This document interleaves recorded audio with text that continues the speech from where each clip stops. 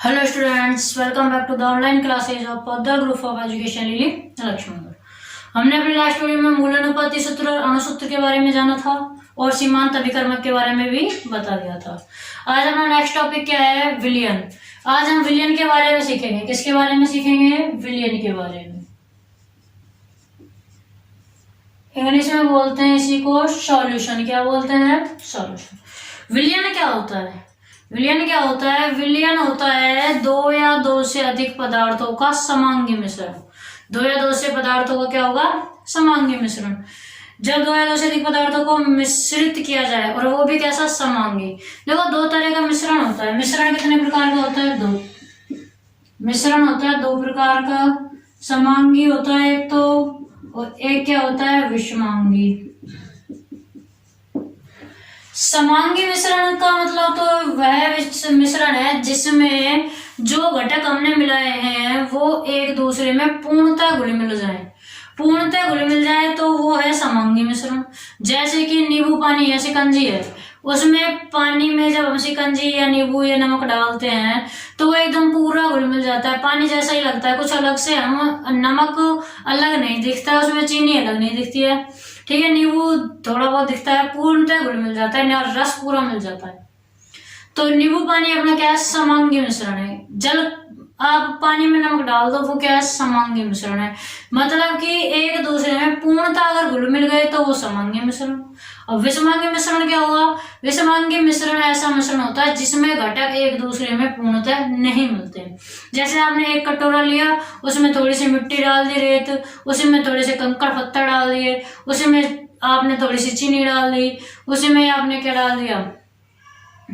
चीनी, और आप दाल डाल दो उसमें, तो वो क्या है? उनको आप खूब घुमा फिरा लो, जब भी एक दूसरे में वो मिलते नहीं है। सब कण अलग अलग हम पहचान सकते हैं कि ये चीनी दिख रही है, हमें सब अलग अलग दिखती है। वो क्या है? विषमांगी मिश्रण। समांगी मिश्रण ऐसा मिश्रण जिसमें घटक एक दूसरे में पूर्णतः घुल मिल जाते हैं। विषमांगी मिश्रण ऐसा मिश्रण जिसमें पूर्णतः नहीं मिलते हैं। तो आपका विलयन जो होता है, विलयन क्या होता है? समांगी मिश्रण होता है। विलयन समांगी मिश्रण होगा मतलब इसमें घटक जो है वो पूर्णतः घुल मिल जाते हैं। दो या दो से अधिक पदार्थों का क्या होता है? समांगी मिश्रण। पदार्थों का समांगी मिश्रण विलयन कहलाता है। समांगी मिश्रण क्या कहलाता है? विलयन कहलाता है। विलयन में और क्या क्या होगा? देखो विलयन में विलयन बराबर होता है विलेय प्लस विलायक। विलयन बराबर क्या होता है? विलेय प्लस विलायक। अब विलेय क्या है, विलायक क्या है, ये भी तो बताना चाहिए। विलयन क्या होगा? जिसमें पूर्णतः मिल जाएंगे घटक एक दूसरे के। तो हमने नमक और जल का एग्जांपल लिया था। किसका एग्जांपल लिया था? नमक और जल के। जल में नमक पूर्णतः घुल मिल जाता है, यही लिया था ना। तो देखिए इधर विलयन क्या होता है? विलयन मैंने आपको किसका उदाहरण दिया था? नमक और जल का उदाहरण दिया था, है ना, कि जल में नमक एकदम पूरी तरह घुल जाता है। तो विलयन में मैंने आपको नमक और जल लिया था। तो उसमें नमक क्या है, जल क्या है, मतलब विलय नमक है या जल है। तो ये हम कैसे पता लगाएंगे? विलय क्या है, विलायक क्या है? विलायक तो वह होता है जिसमें घटक को मिलाते हैं, घटक को मिलाते हैं। जिसमें घटक को मिलाएंगे वो विलायक। और जिसको मिलाया जाता है, विलय क्या होगा? जिस घटक को मिलाया जाए या जिस पदार्थ को मिलाया जाए। जिसको मिलाया जाता है, जिसको मिलाया जाए। जिसमें मिलाएंगे वो विलायक और जिसको मिलाया जाए वो विलय। अब हमने लिया था एग्जांपल किसका? इसमें नमक और पानी का। विलयन में किसका एग्जांपल लिया था? नमक और पानी का। तो नमक को पानी में मिलाते हैं या पानी को नमक में मिलाते हैं? हम नमक को पानी में मिलाते हैं या पानी को नमक में? पानी, एक गिलास पानी भर के नमक के कटोरे में डालते हैं या एक पानी के गिलास में थोड़ा सा नमक डालते हैं? पानी में नमक डालते हैं ना। तो जिसमें मिलाते हैं, किसमें मिलाया? विलायक में। विलायक क्या है आपका? जल। जिसमें घटक को मिलाते हैं या जिसमें मिलाते हैं, किसमें मिलाया? जल में। तो आपका विलायक तो क्या है? विलायक क्या है आपका? जल। और किसको मिलाया? नमक को मिलाया। नमक क्या है आपका? विलय। नमक क्या है आपका? विलय। ठीक है ना। विलय और विलायक से मिलकर बना विलयन। विलय जिसको घोला जाता है। आप ऐसे लिखो, विलय क्या होगा? जिसको घोला जाए। घोलते हैं जिसको घोला जाए या मिलाया जाए। और जिसमें मिलाया जाए, जिसमें घटक को मिलाया जाए, वो विलायक।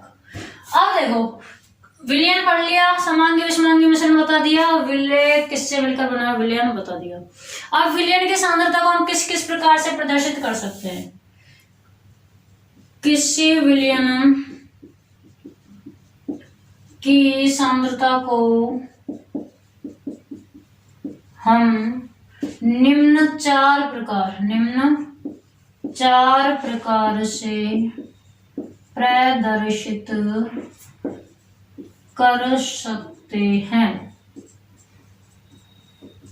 विलयन की सांद्रता को हम कितने प्रकार से प्रदर्शित कर सकते हैं? 4 प्रकार। कौन कौन से 4 प्रकार है विलयन की सांद्रता के? तो पहला होता है द्रव्यमान प्रतिशत। क्या है? द्रव्यमान प्रतिशत। सेकंड आपका होता है मोलरता। क्या है? मोलरता। थर्ड आप लिख सकते हो मोललता। मोललता। और चौथा आपका होता है मोल अंश। मोल अंश या मोल भिन्न। मोल अंश या मोल भिन्न। किसी विलयन की सांद्रता को हम निम्न 4 प्रकार से प्रदर्शित करते हैं। द्रव्यमान प्रतिशत, मोलरता, मोललता, मोल अंश या मोल भिन्न। अब हमें इन चारों प्रकारों के बारे में डिटेल से पढ़ना है कि द्रव्यमान प्रतिशत क्या है, मोलरता क्या है, मोललता क्या है। तो सबसे पहला टॉपिक हम क्या लेके चलेंगे? द्रव्यमान प्रतिशत। क्या लेके चलेंगे? द्रव्यमान प्रतिशत।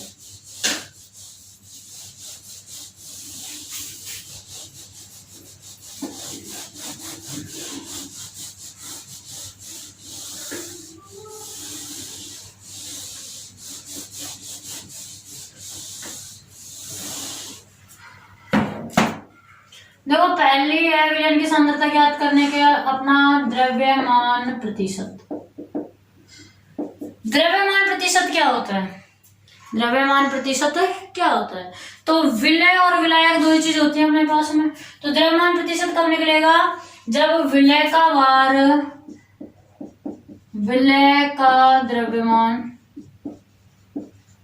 द्रव्यमान किसमें? ग्राम में, बटे विलय के द्रव्यमान में किसका हम भाग देते हैं? विलयन के द्रव्यमान का। विलयन का द्रव्यमान ये भी किस में लेंगे? ग्राम में। इंटू 100 प्रतिशत है तो क्या कर दिया? इंटू में 100 लगा दिया। तो इस प्रकार हम क्या करते हैं? द्रव्यमान प्रतिशत ज्ञात कर लेते हैं। एग्जाम्पल देखो, एग्जाम्पल में हम लेते हैं 3 ग्राम पदार्थ को 17 ग्राम जल में घोला गया है तो द्रव्यमान प्रतिशत ज्ञात करो। तो देखो कैसे ज्ञात करेंगे द्रव्यमान प्रतिशत? फॉर्मूला लिखेंगे सबसे पहले क्या लिखना है? फॉर्मूला द्रव्यमान प्रतिशत बराबर विलय का द्रव्यमान बटे विलयन का द्रव्यमान इंटू 100। अब देखो इधर विलय का द्रव्यमान, विलय, अब इसमें विलय का लिख लिया करो। 3 ग्राम पदार्थ को जल में घोला गया, जल तो विलायक है। जिसमें घोला जाए वो विलायक, जिसको घोला जाए वो विलय। ये 3 ग्राम पदार्थ ये क्या है आपका? विलय। तो देखो विलय का द्रव्यमान कितना है? 3 ग्राम। ग्राम में लेना होता है। देखो विलयन का अब विलयन का द्रव्यमान नहीं दे रखा हमें, तो सिर्फ विलय का दे रखा और विलायक का, विलयन का नहीं दे रखा।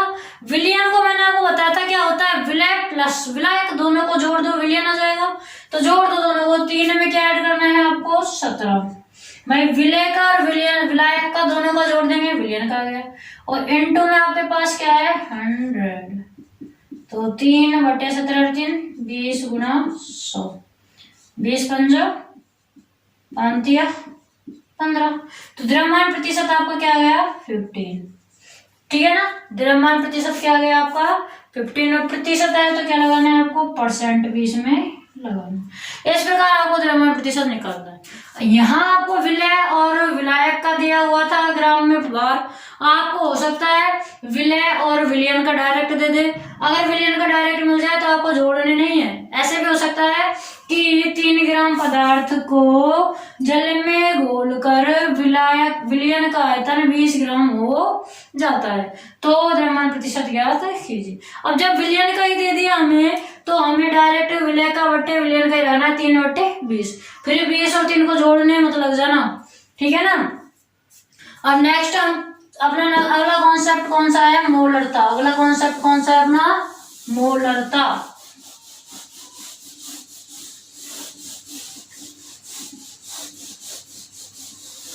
देखिए मोलरता क्या होती है, मोलरता इंग्लिश में इसको मोलरिटी बोलते हैं। क्या बोलते हैं, मोलरिटी, MOLARITY। मोलरिटी या मोलरता क्या होती है, तो इसकी डेफिनेशन क्या है, 1 लीटर विलयन में उपस्थित विलय के मोलों की संख्या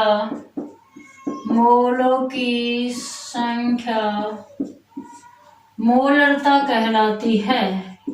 विलयन की मोलरता कहलाती है, ठीक है ना। 1 लीटर विलयन में उपस्थित विलय के मोलों की संख्या क्या कहलाती है, मोलरता। तो मोलरता का सूत्र क्या होगा, मोलरता बराबर 1 लीटर विलयन में उपस्थित विलय के मोलों की संख्या, विलय के मोल है तो विलय के मोल ऊपर आ जाएंगे, विलय के मोलों की संख्या बटे किस में उपस्थित है, 1 लीटर विलयन में, मतलब विलयन का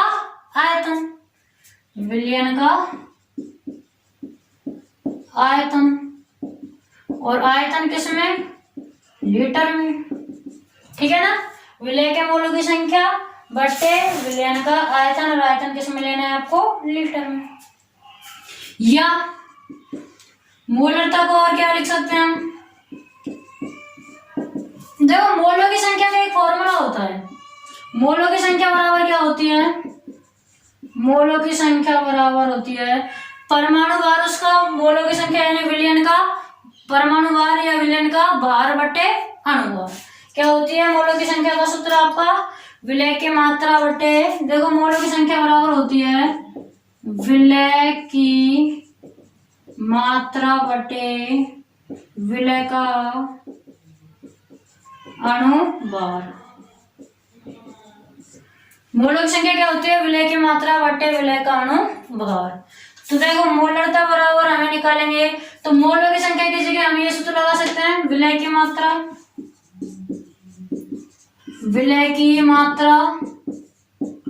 अब ये मात्रा हुई ग्राम में बटे विलय का अणुभार, ठीक है। विलय का अणुभार मोलों की संख्या के लिए लिया, और आयतन वैसे कैसे लिखेंगे, अणुभार भी किसमें होगा, ग्राम में, और इनटू में क्या होगा आपका आयतन, विलयन का आयतन, ये किसमें होगा, लीटर में, ठीक है ना।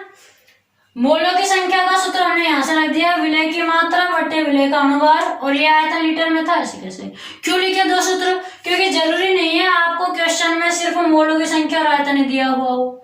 अगर क्वेश्चन में आपको ये दे दिया कि विलय की मात्रा इतनी है और विलयन का अणुभार ये है, तो कैसे करोगे, अगर मात्रा दी हुई है तो आपको ये फॉर्मूला लगाना है, या फिर आपको सूत्र याद रखना है मोलों की संख्या बराबर विलय की मात्रा ग्राम में बट्टे विलय का अनुपात। ठीक है, देखो क्वेश्चन कैसे करेंगे, फॉर्मूला आपको ये लिखना है, फिर क्वेश्चन। और एक और चीज, मोलरता का मात्रक होता है एम। मोलरता का मात्रक क्या होता है, एम। मोलरता का जो मात्रक होगा एम ही होगा, कैपिटल एम से इसको प्रदर्शित करते हैं। तो देखिए एग्जाम्पल करेंगे अब हम इसके।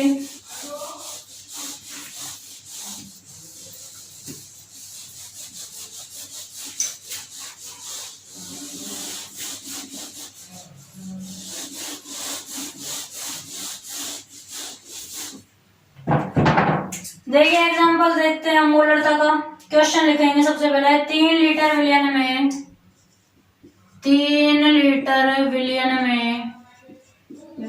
में 18 मोल घुले हुए हैं, 18 मोल घुले हुए हैं।